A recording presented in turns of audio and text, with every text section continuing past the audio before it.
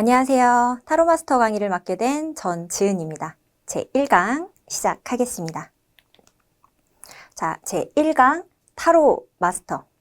이 마스터라 하면요, 내가 어떠한 것을 잘 익히고 배우는 것, 혹은 그것을 잘 익히고 배워서 내 마음대로 활용할 수 있는 그것의 주인이 되는 것이라고 얘기를 합니다.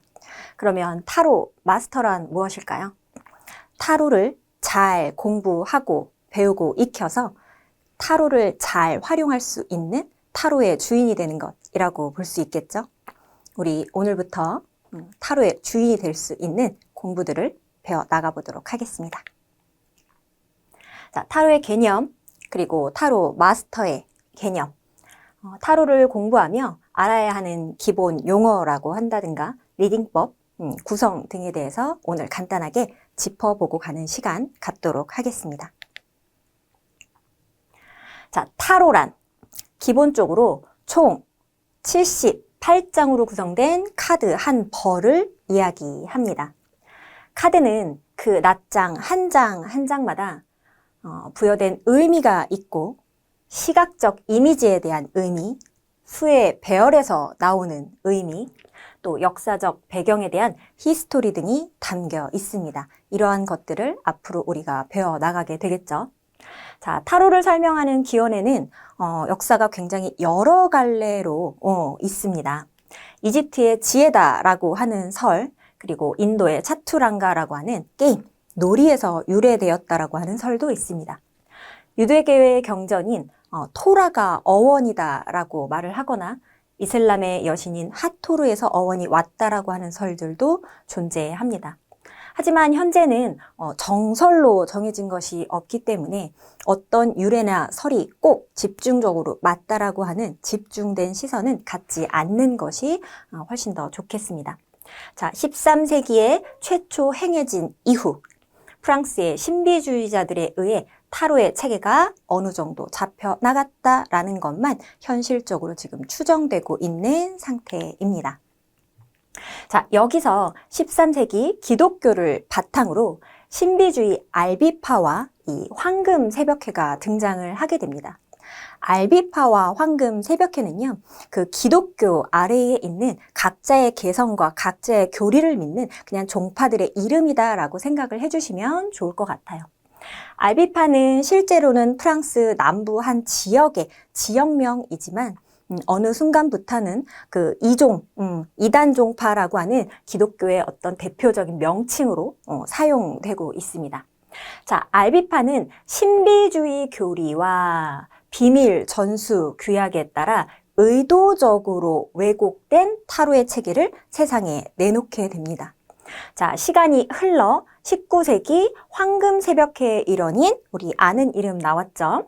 아서 에드워드 웨이트가 타로 해설서와 카드의 그림을 새롭게 완성하게 되었고 사후 대대적으로 알려지면서 우리가 현재 흔히 사용하고 있는 그리고 우리가 이 강의에서 앞으로 배워나가게 될 유니버셜 웨이트 계열의 해석과 개념들이 생겨났다라고 볼 수 있습니다. 타로를요, 굉장히 타로는 갈래가 많습니다. 유래도 많지만 종류도 굉장히 많은데 좀 가장 큰 굴레를 본다면 요 모던 타로라고 하는 부분과 클래식 타로라고 구분을 할 수 있습니다. 바로 이 모던 타로와 클래식 타로가 구분되는 것은 이 19세기 아서 에드워드 웨이트에 의해서 구분이 생겨났고 알비파에서 의도적으로 왜곡시킨 타로의 체계를 바로 잡았다라는 의미적인 구분이 되고 이미지적으로도 충분히 구분이 됩니다.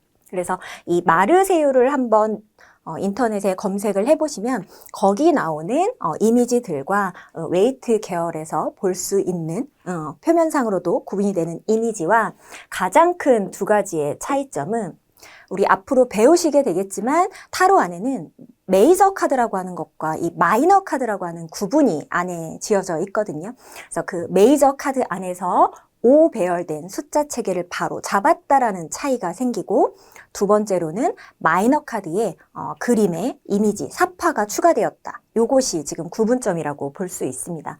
자, 클래식 타로일 때는요, 마이너 카드가 트럼프 카드의 이미지와 크게 다르지 않아서 막대기 하나, 둘, 셋, 넷, 다섯 개, 컵 하나, 둘, 셋, 넷, 다섯 개만 그려져 있었다면 이 모던 타로로 넘어오면서 그 상황을 유추할 수 있는 인물들과 배경에 대한 사파가 추가되었다. 이렇게 볼 수 있겠습니다.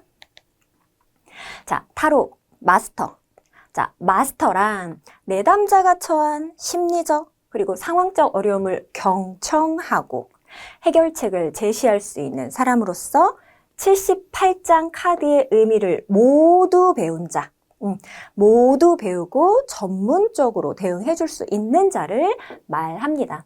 자, 개인적인 소견이 절대 아닌 명확히 익히고 배운 것을 상담가로서 수행하는 자가 되어야 될 것입니다. 자, 타로를 다루는 데 있어 가장 중요한 것은 이 상담가의 마음가짐이라고 볼 수 있는데요. 카드를 절대 의심하지 말아야 하고 질문자가 진지한 마음으로 상담에 임할 수 있도록 이 상담의 분위기를 리드해 가실 수 있어야 할 것입니다. 자, 마스터가 카드에 대한 기본기가 탄탄하다면 진심으로 카드에게 답을 구할 수 있고 또 내담자를 도울 수 있으며 리드할 수 있을 것입니다. 자, 마스터의 역량은 여러 가지가 있는데요. 자, 상담을 이끌어가는 태도적인 부분이 있을 수 있고요. 그리고 말 그대로 리딩을 하고 이 카드에 대해서 배운 부분을 얘기해 줄 수 있는 이 역량과 스킬적인 부분이 있을 수 있고 또 내담자를 대하는 이 진심적인 부분이 있을 수 있겠죠. 모두 다가 중요하지만 제가 오늘부터 여러분들에게 전달해 드릴 수 있는 부분은 아무래도 어떤 태도를 가져야 되는지에 대한 어떤 팁적인 부분과 이 카드를 읽는 역량과 스킬에 중점된 이야기들을 여러분들께 전달해 드리는 시간이 될 것 같습니다. 자, 타로의 기본 용어에 대해서 한번 조금 익혀볼까 합니다. 자, 타로 마스터. 우리가 앞으로 해 나가야 하는 그 방향성이죠. 타로 리더라고도, 타로 상담자라고도 부릅니다. 펼쳐진 카드의 내용을 읽고 해석을 해주는 상담의 주체자입니다. 질문을 해오는 자가 아닌 그 질문을 받고 상담을 이끌어가는 상담의 주체자라는 것입니다. 자, 내담자, 질문자, 나에게 내담해온, 나에게 질문을 던져주는 타로의 답을 구하는 자를 내담자, 질문자라고 합니다. 자, 타로 덱. 연필 12자루의 한 타스처럼 78장 한 벌을 의미하는 단어입니다. 그래서 한 덱, 두 덱, 세 덱, 네 덱, 요렇게 그냥 요 단어라고 생각을 해주시면 되는데요. 한 개, 두 개라 불러도 무방합니다. 하지만 누군가가 한 덱, 두 덱이라고 했을 때 알아들을 수 있을 정도로 인지해 놓으셔야겠죠. 자, 아르카나. 단어 자체는 비밀, 신비한 것들이라고 하는 어떤 뜻을 품고 있지만 고대로부터 전수되어 온 신비하고 비밀스러운 마법의 도구, 즉 타로를 이야기하는 거죠. 예, 마법의 도구라는 의미로 사용되었고 메이저 아르카나, 마이너 아르카나 이렇게 타로 덱의 구성을 구분할 때 용어로 쓰이기도 합니다. 네, 현재는 메이저 카드, 마이너 카드, 코트 카드 이렇게 뒤쪽에 카드를 붙여서 사용하기도 하고요. 현재는 이렇게 조금 더 편한 카드라고 하는 단어를 더 많이 사용하기 때문에 꼭 집중적으로 내가 아르카나라고 하는 단어를 사용하지는 않으셔도 됩니다. 하지만 요 타로 덱처럼 인지하고 계셔야 하고 누군가가 아르카나라고 했을 때 내가 이해하고 알아들을 수 있어야겠죠? 자, 셔플, 스프레드, 배열 이렇게 지금 나와 있습니다. 직접적으로 내가 마스터가 요 카드를 잘 다뤄야지만이 상담을 하는데 그 공간에 방해되지 않을 수 있거든요. 카드를 다루는데 계속 좀 버벅거린다던가 내 손에 익지 않은 상태에서 상담을 하게 되면 내담자도 상담에 집중을 할 수 없게 되고 이 마스터 또한 그 상담에 온전히 집중을 할 수 없게 됩니다. 그렇기 때문에 손에서 좀 익히셔야 되는 것들인데, 자, 셔플이라고 해서 카드가 골고루 섞이도록 섞는 행위 자체를 이야기합니다. 그래서 셔플한다, 셔플한 후 스프레드한다. 자, 스프레드, 카드를 고르게 정렬하고 픽하여 배열에 맞는 자리에 꺼내 놓는 행위를 총 이제 스프레드라고 이야기합니다. 자, 배열, 해석상 편의를 위해 마스터가 해석을 편하게 하기 위해 미리 뽑을 카드의 개수와 자리를 정해 놓는 것, 이것을 배열이라고 하고요. 여기 지금 이미지상에는 십자 배열과 3 배열이 놓여져 있습니다. 이 셔플, 스프레드, 배열에 대해서는 저희가 강의 어떤 후반부에 조금 더 자세하게 집중적으로 배워보는 시간 있을 거라고 보시면 되고요. 자, 여기 배열 예시에 원카드 스프레드라고 있고 뭐 3배열, 십자배열 등등등 여러 가지들이 지금 놓여 있는데, 이 앞쪽에 있는 이 원카드 스프레드는 한 장을 가지고 해석하는 걸 이야기합니다. 근데 보통은 상담을 할 때 메인 셔플로는 이 원카드 스프레드를 사용하지는 않습니다. 최소 3장의 배열법을 사용하고 추가적으로 의미를 붙일 때 이 원카드 스프레드를 사용을 하고요. 하지만 우리가 앞으로 카드를 공부해 나갈 때에는 이렇게 한 장에 대한 의미로 배우게 될 겁니다. 그래서 우리가 배우는데 용이하기 위해 한 장을 사용한다. 하지만 배열상의 어떤 카드의 합들을 봐야 하기 때문에 실제 상담에서는 가장 메인 스프레드는 사용하지 않는다. 알고 계시면 좋을 것 같습니다. 자, 리딩법. 리딩한다. 상담자가 내담자에게 내가 해석한 내용은 말로 전달한다. 이런 뜻이 되겠죠. 펼쳐진 카드의 내용을 해석하고 질문에 맞는 문장과 이야기로 내담자에게 전달을 합니다. 단순히 해석한 것을 전달한다라고 하는 의미보다는 상담가로서의 면모를 발휘하여 리딩하고 상담할 수 있도록 해야 합니다.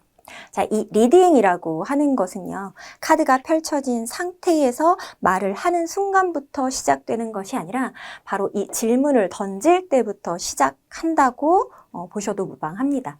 자, 내담자의 질문을 바로 적용하지 않고 마스터가 카드를 잘 해석할 수 있도록 질문자의 의도를 명확히 파악하여 직접 질문을 머릿속에서 정리하셔야 합니다.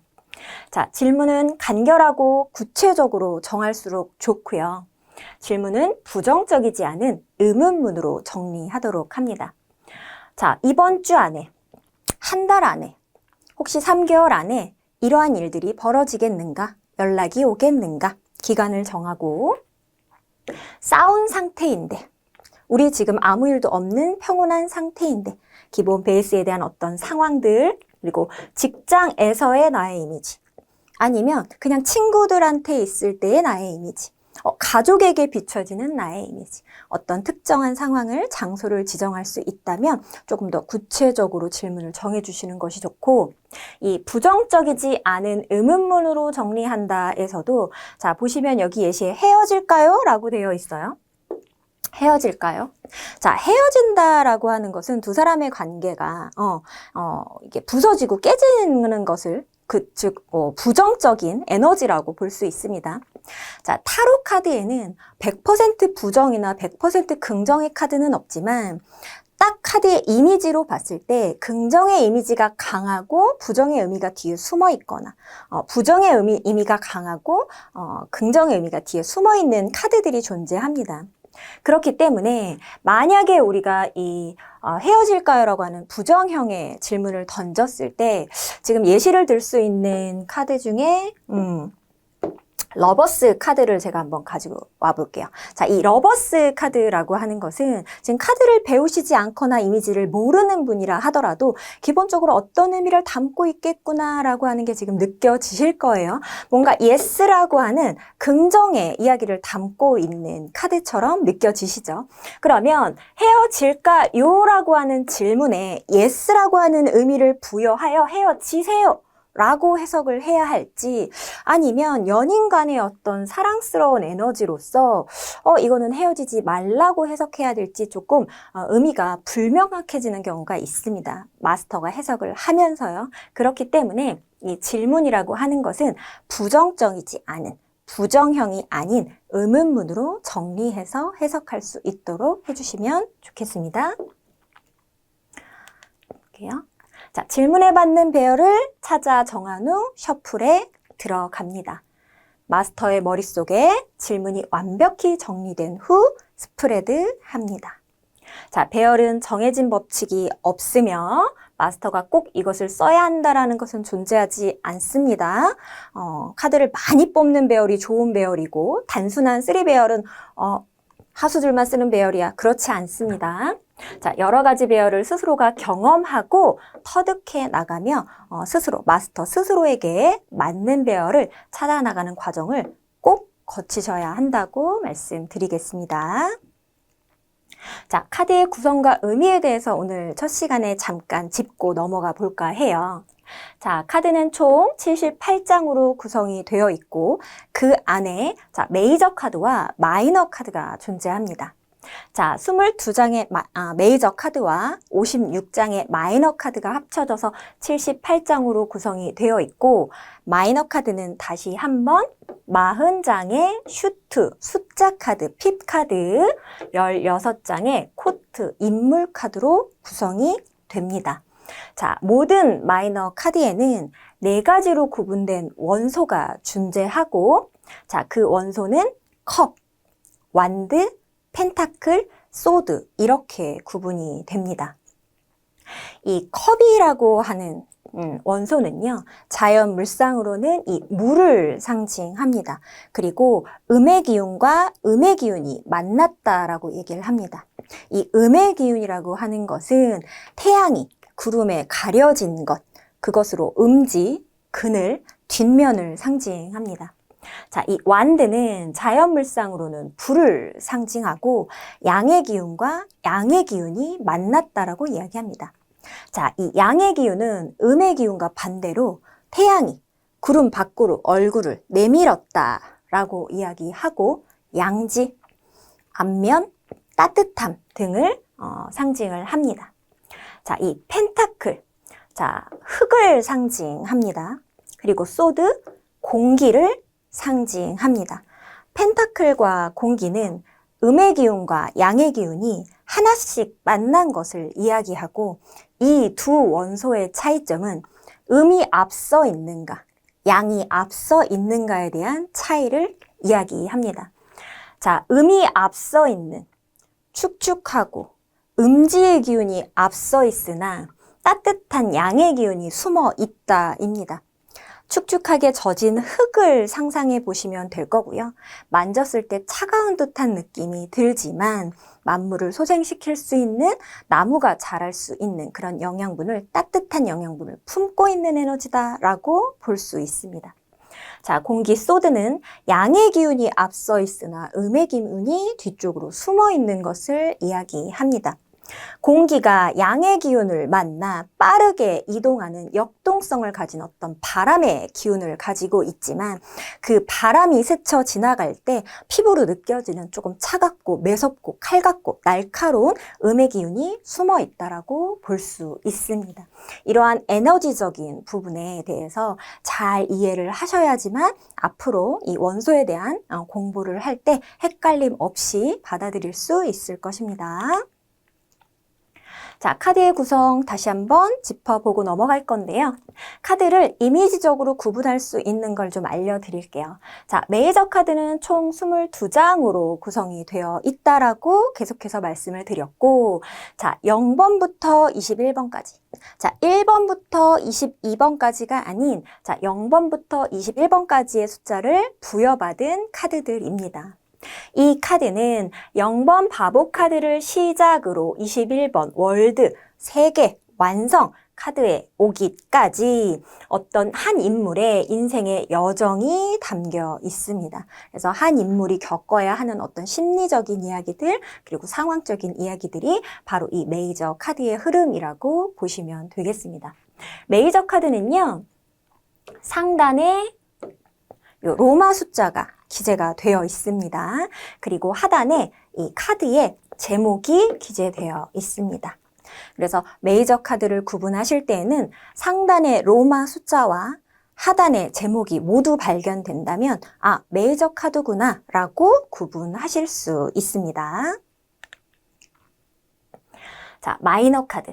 자, 마이너 카드는 슈트 카드와 코트 카드로 구분이 됩니다. 그 중에 슈트 카드를 먼저 보시게 되면 자, 아까 첫 페이지에서 제가 앞에 했던 장에서 마이너는 무조건 4원소가 존재합니다 라고 말씀을 드렸어요. 자연물상을 설명하면서 조금 전달을 드렸는데 그 4원소에 슈트 카드, 숫자 카드, 핍 카드 1부터 10까지의 숫자가 대응하여 자, 컵이라고 하는 원소의 1부터 10까지의 카드, 완드, 펜타클, 소드가 모두 1부터 10까지에 대응하여 40장의 여기 40장의 카드로 이루어져 있고 이 숫자 카드는 상단에 로마 숫자만 표기가 되어 있습니다.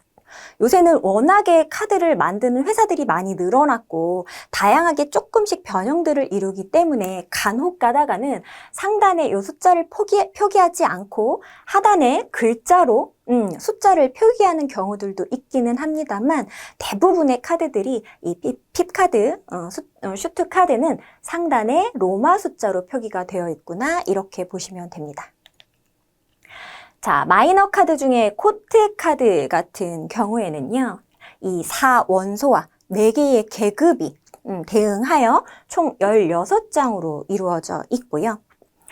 슈트 카드의 반대로 코트 카드는 위쪽에 로마 숫자가 없고 하단에 제목만 발견이 된다면 코트 카드다라고 볼 수 있습니다. 그러면 크게 슈트 카드와 코트 카드, 이 마이너 카드는 상단의 숫자 혹은 하단의 제목만 있다면 마이너 카드구나. 상단의 숫자와 하단의 제목이 모두 있다면 아, 메이저 카드구나. 이렇게 구분해 볼 수 있겠습니다.